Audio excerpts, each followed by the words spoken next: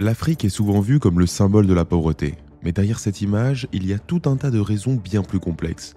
Alors oui, la corruption, l'héritage de la colonisation et les interventions étrangères sont des éléments souvent évoqués, mais ils ne nous disent pas pourquoi ces problèmes ont émergé en premier lieu. Dans cette vidéo, on va remonter le temps pour retracer l'histoire d'une Afrique qui était autrefois riche et puissante. On va examiner comment, au fil des siècles, le continent a perdu sa prospérité, et nous tenterons de comprendre pourquoi l'Afrique peine à inverser cette tendance, contrairement à d'autres pays et anciennes colonies. Pour comprendre la richesse de l'Afrique, remontons au XIVe siècle. À cette période, l'Afrique était florissante. L'Afrique de l'Est était intégrée au réseau commercial de l'océan Indien, tandis que l'Afrique de l'Ouest était le foyer de l'homme le plus riche de l'histoire, Mansa Moussa. En fait, contrairement à l'idée reçue selon laquelle l'Afrique n'aurait que peu ou pas d'histoire au-delà des momies et des pyramides, il est crucial de se souvenir que durant une grande partie de son histoire, le continent était aussi connecté au reste du monde que l'Europe ou l'Asie. L'Afrique a développé une métallurgie avancée, comparable à celle de l'Europe et de l'Asie, et a élaboré des théories mathématiques complexes. Ces systèmes de gouvernement étaient sophistiqués avec des cités-États, des royaumes et des empires.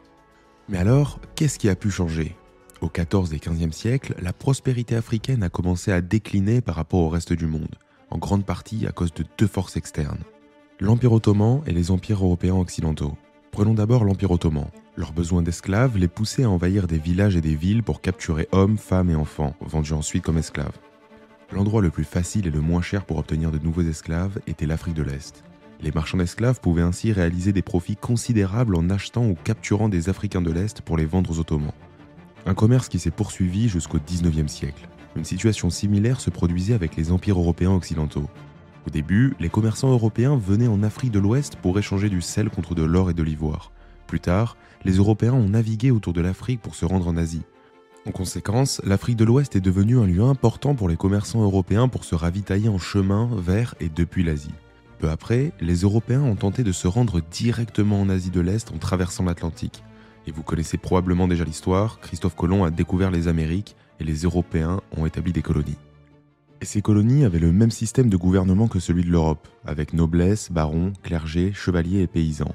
Mais ces Européens avaient un problème. Les Amérindiens, qui étaient censés devenir les nouveaux paysans, mouraient de maladies comme la variole, la rougeole, la peste bubonique et bien d'autres. Et un paysan mort est un paysan improductif. Alors où trouverait-il de nouveaux paysans pour les colonies américaines ? Eh bien, ils les ont trouvés sur les marchés d'esclaves d'Afrique de l'Ouest. À cette époque, l'esclavage en Afrique de l'Ouest n'était pas tout à fait ce qu'on imagine aujourd'hui. Un esclave avait souvent des droits similaires à ceux des non-esclaves, leurs enfants n'étaient pas automatiquement esclaves et ils étaient généralement intégrés dans les familles, plutôt que de n'être que de simples travailleurs. Ainsi, les commerçants européens ont commencé à acheter les esclaves en Afrique de l'Ouest, et les Africains de l'Ouest étaient heureux de vendre des esclaves aux Européens, car au XVe siècle, ils étaient confrontés à l'épuisement de leurs propres mines d'or, et étaient en quête de nouvelles sources de revenus. Mais comment obtenir de nouveaux esclaves ? Eh bien, vous devez partir en guerre pour eux. Alors, plusieurs pays africains sont partis en guerre contre leurs voisins, capturant leurs citoyens pour ensuite les vendre aux Européens. Parmi les pays impliqués dans l'esclavage, on retrouve des puissances comme l'Empire du Ghana, l'Empire du Mali, l'État de Bono et l'Empire Shanghai. Pour les dirigeants africains, c'était vu comme une affaire rentable. Non seulement ils affaiblissaient leurs rivaux, mais ils en tiraient également des profits considérables. Avec le temps, l'esclavage, initialement un marché rentable où les esclaves possédaient certains droits, s'est transformé en un vaste système de guerre transformant les esclaves en biens commerciaux vendus aux plus offrants. Et cela a évolué vers un système où les commerçants allaient en Afrique pour acheter les esclaves en les entassant autant que possible sur leurs navires. Ils naviguaient ensuite vers les Amériques où ces esclaves étaient vendus pour travailler jusqu'à mort par épuisement dans les champs. Ces marchands d'esclaves achetaient ensuite les matières premières que ces esclaves produisaient, telles que la canne à sucre, le coton ou le cacao. Puis ils naviguaient vers l'Europe et vendaient ces matières premières pour réaliser un profit. En Europe, ces matières étaient transformées en produits manufacturés, tels que le rhum, les vêtements ou les armes. Les commerçants achetaient ces biens et repartaient ensuite pour l'Afrique, où ils vendaient ces produits et utilisaient les profits pour acheter davantage d'esclaves. C'était une bonne affaire pour tout le monde, sauf pour les esclaves. Les Américains bénéficiaient de main-d'œuvre pour leurs plantations, les Européens de matières premières à transformer et les Africains de l'Ouest de produits manufacturés. La condition des esclaves, elle, n'était pas une préoccupation majeure pour eux. Et bien que les Européens aient parfois tenté de capturer des esclaves par la force, cet effort s'est souvent soldé par des échecs. Les royaumes africains étaient bien trop puissants à l'époque. Ils ont donc opté pour le maintien de relations amicales avec les nations africaines disposées à vendre des esclaves.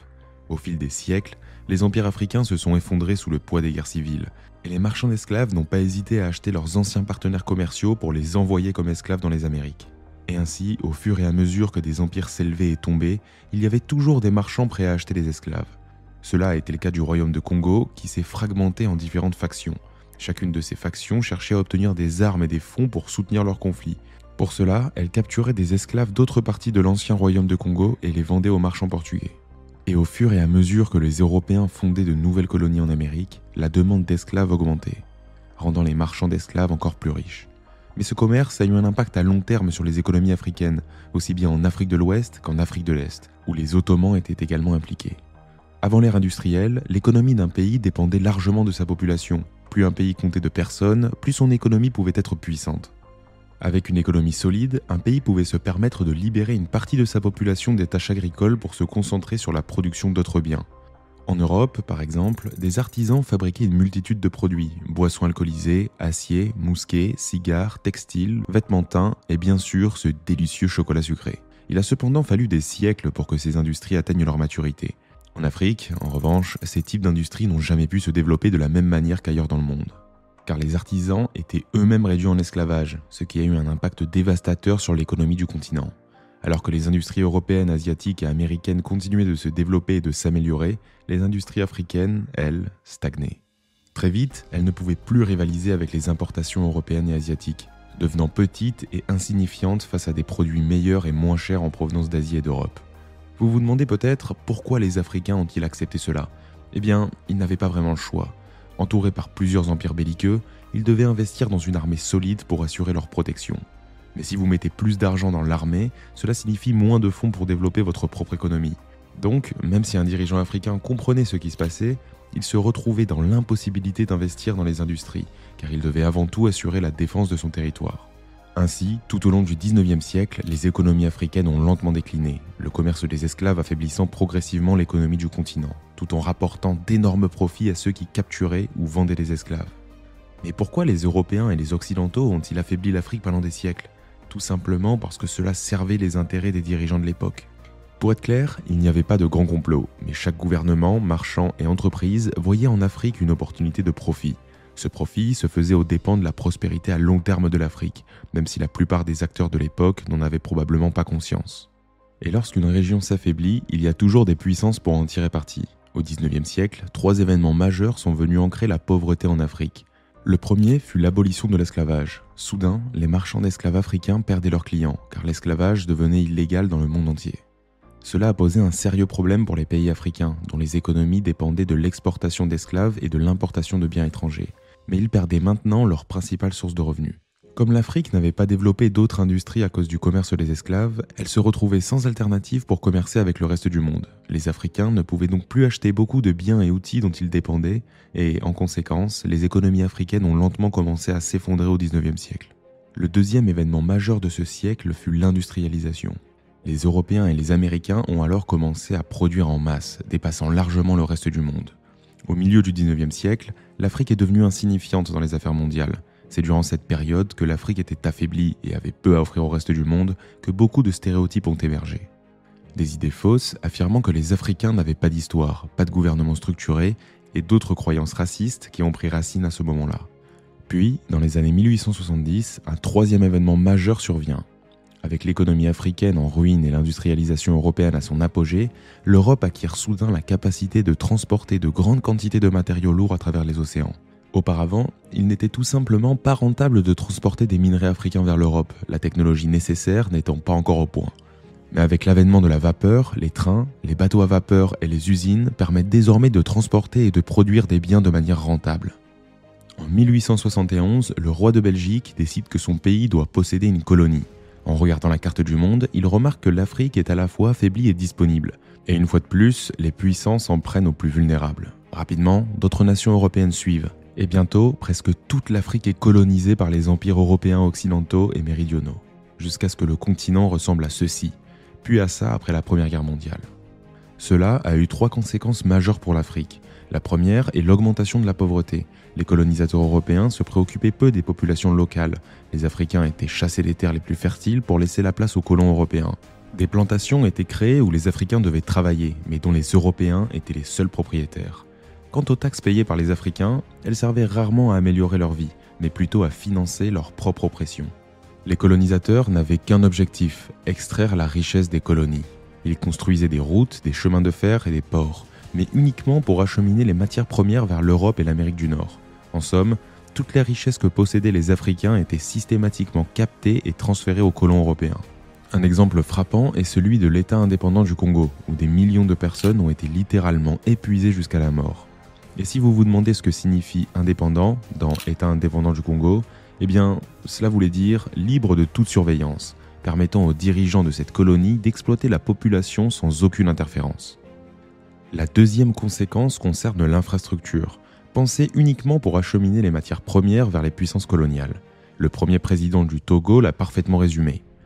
Les effets de la politique des puissances coloniales ont été l'isolement économique des peuples vivant côte à côte, parfois à quelques kilomètres l'un de l'autre. Bien que je puisse appeler Paris depuis mon bureau, ici, à Lomé, je ne peux pas passer un appel à Lagos, au Nigeria, situé seulement à 400 km. De même, alors qu'il faut peu de temps pour envoyer une lettre par avion à Paris, il faut plusieurs jours pour que la même lettre atteigne Accra, à seulement 212 km. Les chemins de fer traversaient rarement les frontières internationales. Des routes étaient construites depuis la côte vers l'intérieur, mais peu reliant les centres économiques entre eux. Les régions centrales productives du Togo, du Bénin et du Ghana se retrouvaient ainsi aussi isolées les unes des autres que si elles se trouvaient sur des continents différents. La troisième conséquence fut que, en remplaçant les dirigeants africains par des administrateurs européens, l'Afrique a perdu des compétences essentielles en matière de gouvernance. Des postes vitaux, comme ceux de gestionnaire d'entreprise, de dirigeants gouvernementaux ou de comptables, ainsi que des métiers pratiques comme mécaniciens, ouvriers du bâtiment ou professionnels de la santé, ont été fermés aux Africains. En bref, on a refusé aux Africains les compétences mêmes dont ils avaient besoin pour diriger et maintenir un pays. Et cela est devenu un véritable problème lorsque les Africains ont commencé à réclamer leur indépendance après la Seconde Guerre mondiale. Partout sur le continent, protestations, émeutes et rébellions se sont multipliées, jusqu'à ce que les colonisateurs réalisent qu'ils ne pouvaient pas contrôler plus de 200 millions d'Africains si ceux-ci refusaient de coopérer. Ainsi, entre 1945 et 1975, presque toutes les colonies africaines sont devenues indépendantes. À l'époque, beaucoup pensaient que le retour à l'autonomie permettrait rapidement aux Africains de retrouver la prospérité. Mais cela n'a pas été le cas.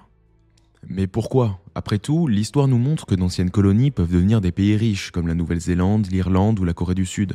Pourtant, aucun pays africain n'est aujourd'hui considéré comme développé. La raison réside en fait dans la manière dont les colonies ont quitté l'Afrique. Quand les populations n'ont pas les compétences nécessaires pour diriger un pays, que les communautés sont déconnectées les unes des autres et que la prospérité est déjà rare, il devient extrêmement difficile pour les dirigeants d'apporter la richesse à leur pays. Pourtant, les leaders des mouvements d'indépendance africains avaient promis la prospérité au peuple une fois l'indépendance acquise. Alors, comment allaient-ils tenir cette promesse ? Pour la majorité des Africains, la réponse fut un modèle économique appelé le socialisme africain.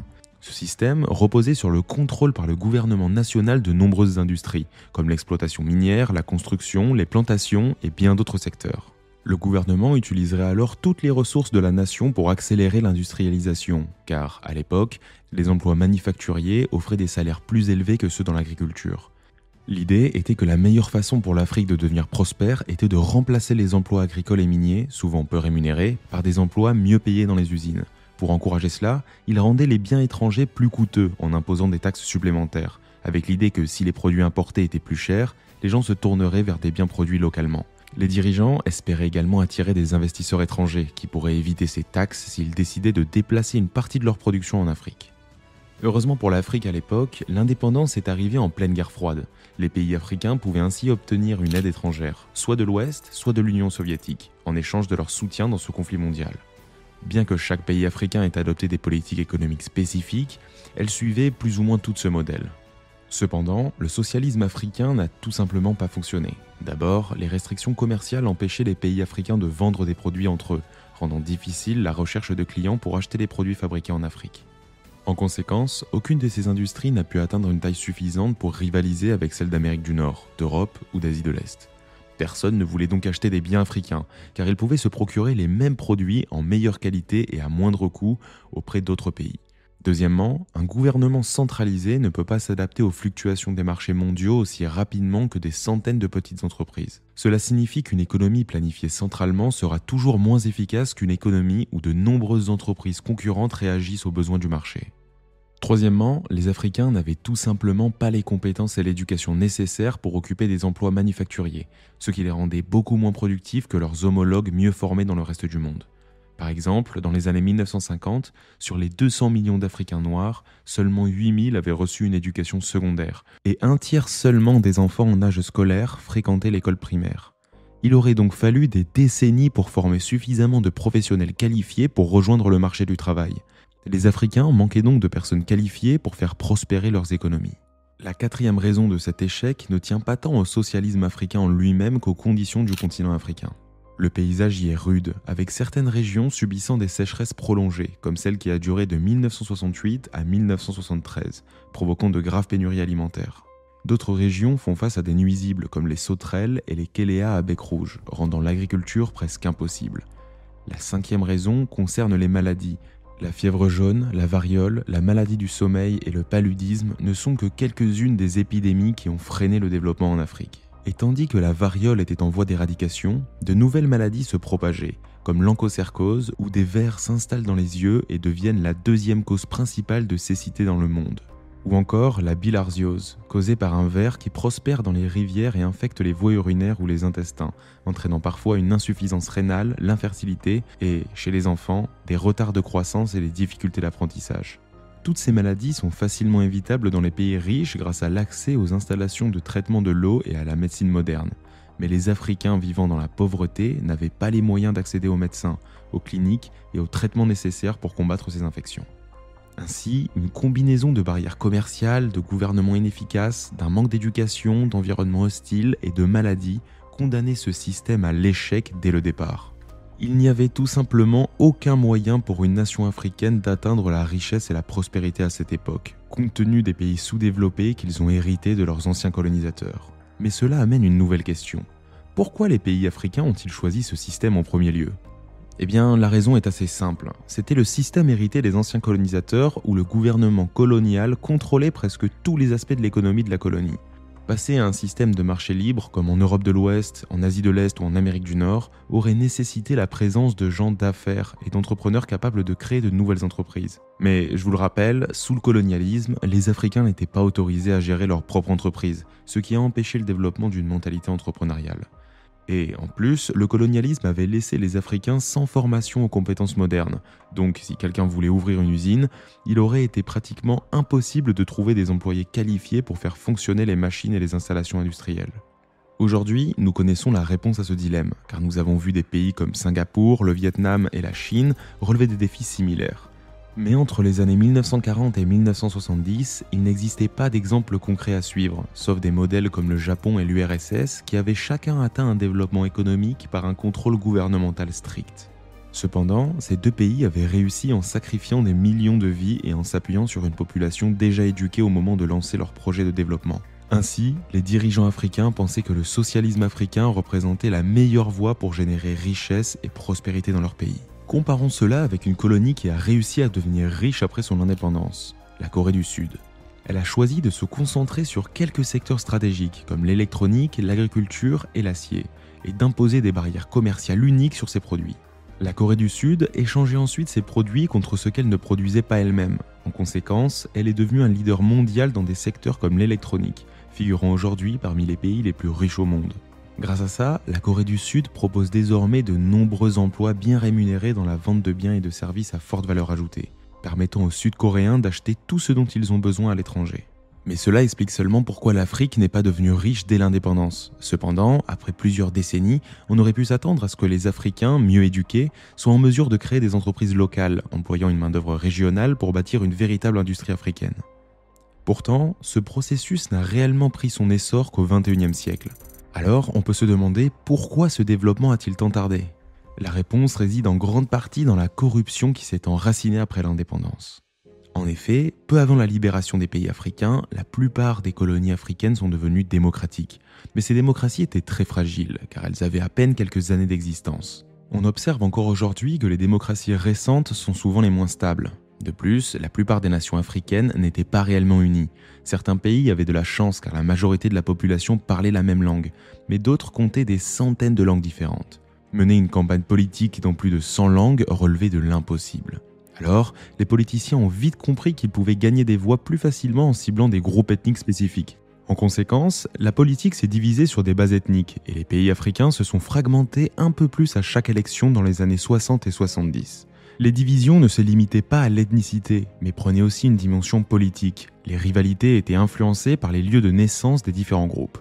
Pour un politicien, cette stratégie avait du sens. Pour gagner des voix, il suffisait de cibler certains groupes ethniques. Mais pour le pays dans son ensemble, cela ne faisait qu'aggraver les divisions et compliquer la gouvernance à long terme. Si un candidat tentait d'unir l'ensemble du pays plutôt que de se concentrer sur des groupes spécifiques, il risquait de perdre les élections. Ainsi, par un processus presque inévitable, les nations africaines sont devenues de plus en plus divisées après l'indépendance, conséquence directe des systèmes sociaux et politiques hérités des colonisateurs. Un exemple tragique de là où ça a très mal tourné est le Rwanda, avec le génocide rwandais, où plus d'un demi-million de membres du groupe ethnique Tutsi ont été massacrés et de nombreux autres crimes contre l'humanité ont été commis. Une fois au pouvoir, un parti faisait tout pour y rester, et beaucoup d'Africains voyaient alors la démocratie comme un chaos de conflits internes. Les partis d'opposition abusant de leur influence pour bloquer les décisions d'intérêt national. Par conséquent, de nombreux pays africains ont mis en place un système de partis uniques dans les années qui ont suivi l'indépendance, réprimant toute opposition. Dans des nations avec des centaines de cultures et de langues différentes, il était compréhensible de vouloir éviter les luttes de pouvoir incessantes. Dans les années 1980, les élites avaient pris le contrôle total du système politique dans la plupart des pays africains. En réalité, peu de choses avaient changé depuis l'indépendance. Les élites européennes avaient simplement été remplacées par des élites africaines. Ces nouvelles élites, soucieuses de ne pas être renversées par un coup d'État, cherchaient à maintenir le pouvoir.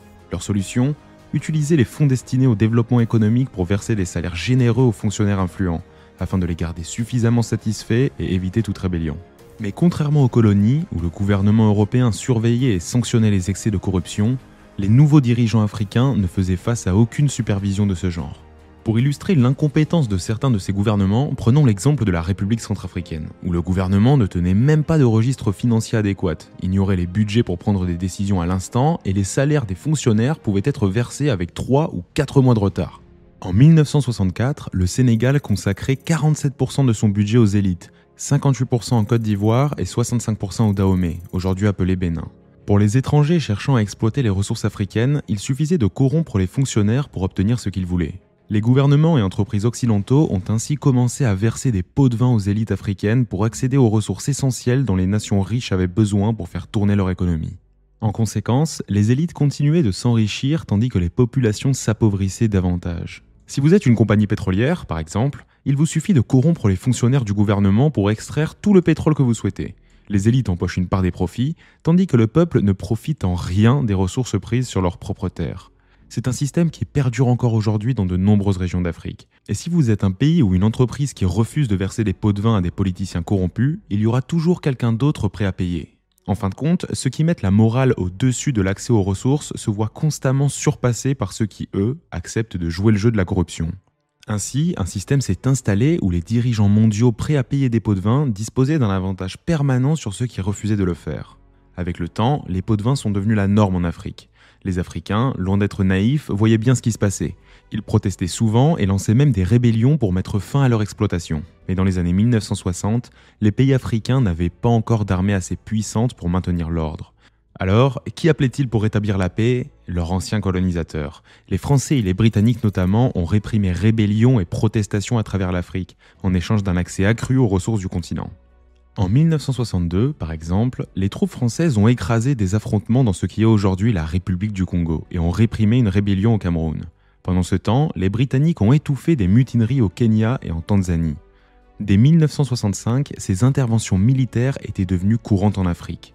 Algérie, Congo, Bénin, République centrafricaine, Haute-Volta, Ghana, Nigeria, Éthiopie, tous ces pays, bien que formellement indépendants, avaient des troupes européennes stationnées pour sécuriser l'accès européen aux ressources africaines. Au cours des 2 premières décennies suivant l'indépendance, on compte environ 40 coups d'État réussis en Afrique, ce qui a forgé la réputation du continent comme étant extrêmement instable. Tellement instable, en réalité, que presque personne ne souhaite investir en Afrique, sauf pour exploiter ses ressources. Mais ça souligne un autre problème. Beaucoup voient l'Afrique comme une entité unique, un continent de pauvreté et de conflits. Alors, lorsqu'on entend parler de Boko Haram au Nigeria, c'est souvent perçu comme encore une guerre dans un continent rempli de guerres, Pourtant, la plupart ne réalisent pas que la zone où opère ce groupe se situe à plus de 1000 km des centres économiques du Nigeria, avec très peu d'impact sur les affaires. C'est plus éloigné qu'Amsterdam ne l'est de Varsovie. Malgré ça, des entreprises refusent toujours d'investir en Afrique en raison de cette perception. Et ça crée un cercle vicieux. Les gens voient l'Afrique comme un continent pauvre, ce qui limite les affaires et maintient l'Afrique dans la pauvreté.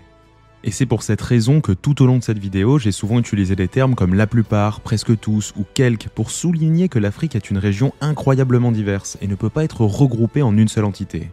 Cette diversité de peuples, de paysages et de cultures mérite d'être connue. Malgré tous ces défis, certaines choses se sont améliorées en Afrique. Dans les années 1980, la situation politique a commencé à se stabiliser avec moins de coups d'État.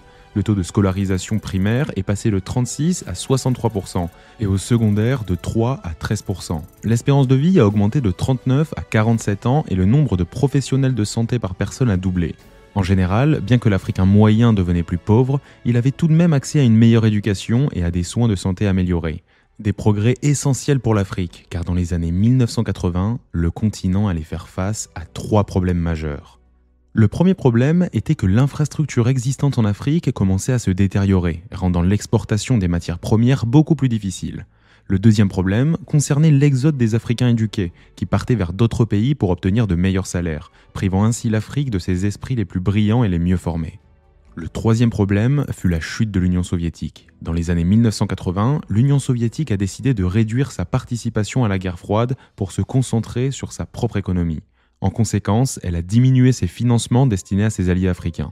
En réponse, les pays occidentaux ont également décidé de réduire leurs aides financières à l'Afrique. Soudainement, les dirigeants africains n'avaient plus suffisamment de fonds pour maintenir leur pouvoir via le système de pot de vin. Ils se sont alors tournés vers les nations occidentales pour demander une aide financière. Mais cette fois, les pays occidentaux n'étaient plus intéressés à fournir des subventions directes. À la place, les nations africaines devaient signer des prêts avec des pays riches et, en échange, réformer leur économie pour faciliter les affaires avec les entreprises étrangères.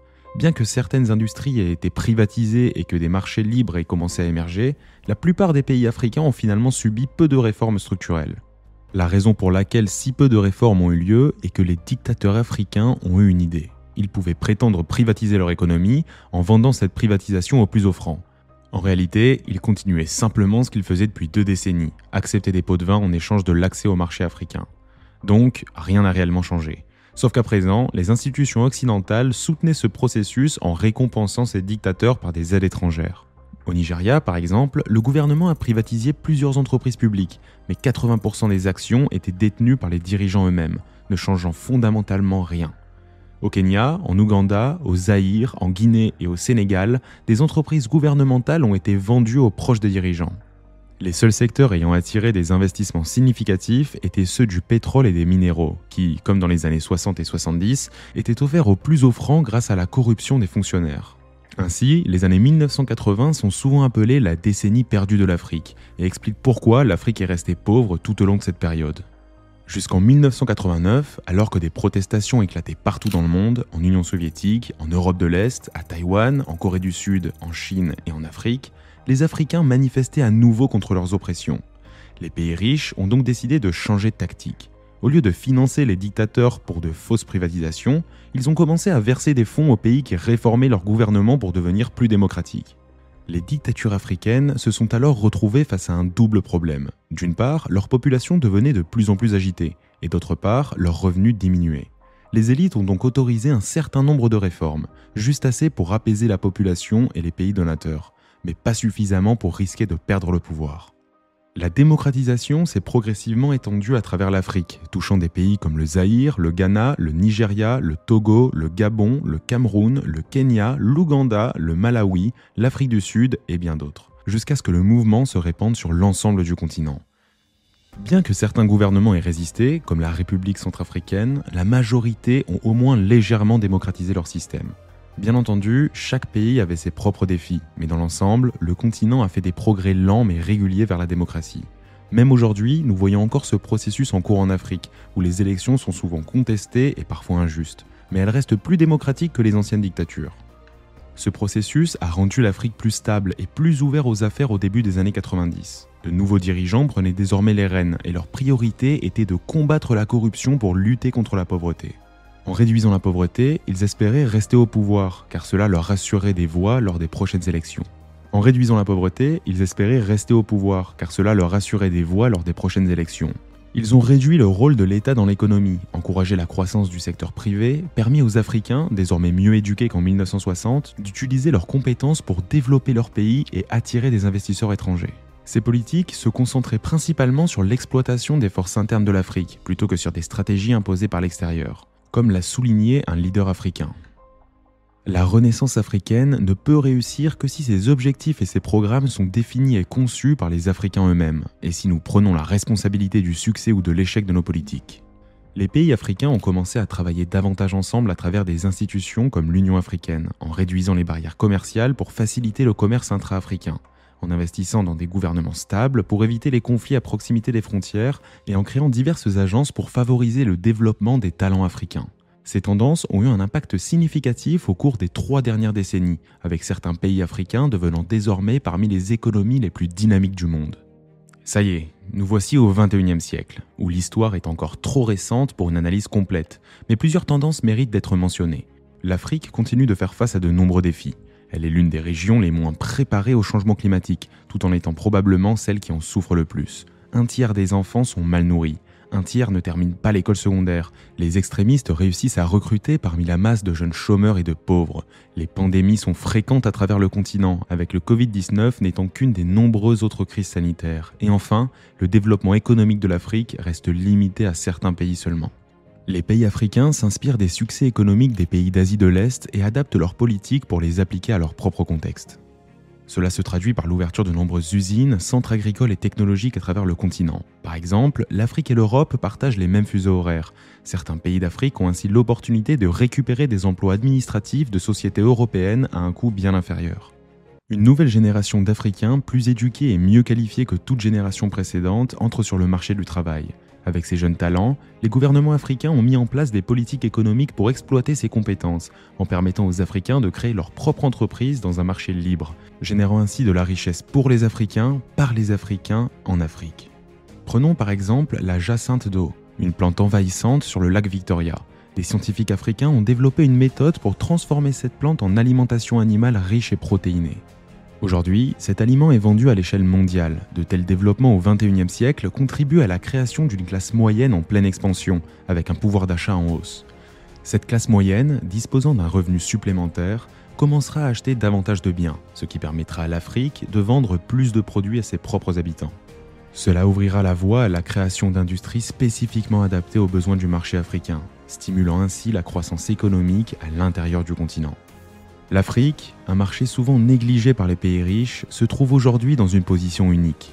Bien qu'elle soit encore largement dépendante de l'exploitation de matières premières, le continent connaît actuellement un développement économique prometteur. Si cette trajectoire se poursuit, elle pourrait enfin mettre fin à la pauvreté à grande échelle qui a frappé l'Afrique pendant des siècles. Les Africains ne sont pas seulement optimistes pour l'avenir, mais pour la première fois depuis la colonisation, ils acquièrent véritablement les outils nécessaires pour façonner cet avenir et créer un développement durable pour le continent. Et pourtant, malgré tout ce que j'ai partagé dans cette vidéo, il reste énormément de choses que j'ai dû laisser de côté.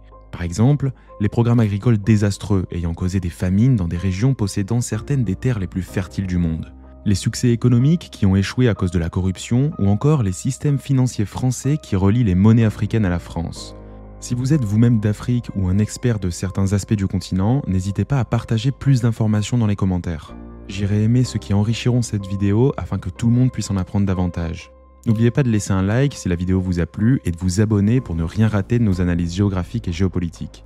Vous pouvez cliquer ici pour regarder notre dernière vidéo sur pourquoi aucun ferry ne connecte les îles d'Hawaï. C'était Monde Géographie, merci de nous avoir regardés et à très bientôt.